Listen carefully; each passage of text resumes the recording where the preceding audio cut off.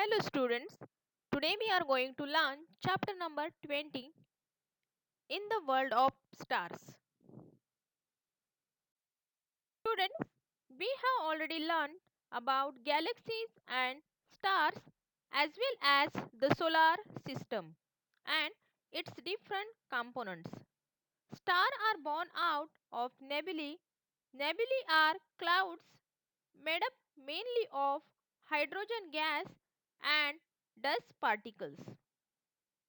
The particles in these clouds are attracted towards one another due to the force of gravity. As a result, the cloud contracts and becomes dense and spherical in shape.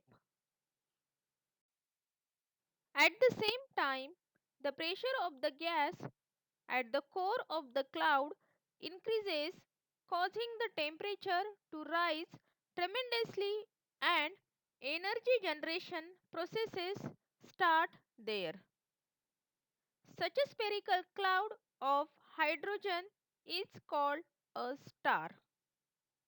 Later, processes such as contraction, expansion, rise in temperature, etc., bring about changes in the nature of the star. These changes occur over a very long period of time and constitute the life cycle of stars. The different forms of the stars at various stages during this life cycle are identified as different types of stars.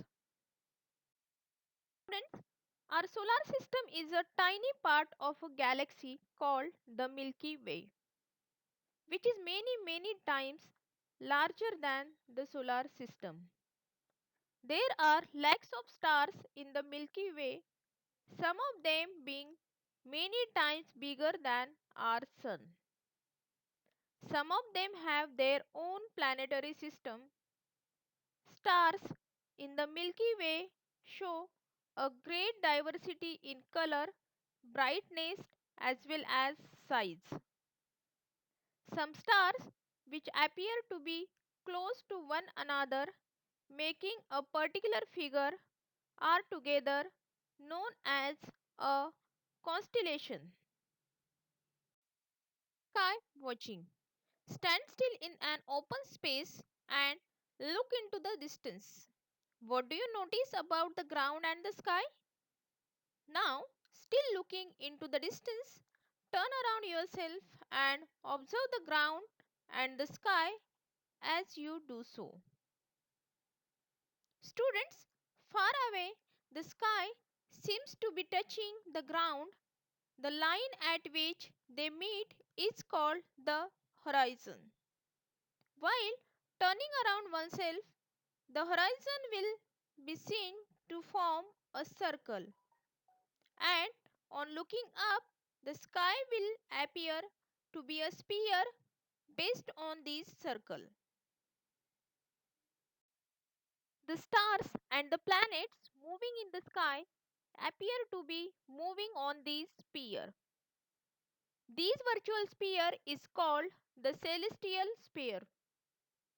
The circular horizon divides this sphere into two halves.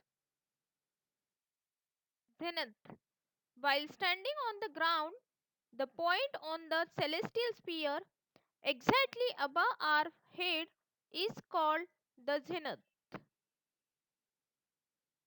Nether. While standing on the ground, the point on the celestial sphere exactly below our feet is called the nether. Thank you.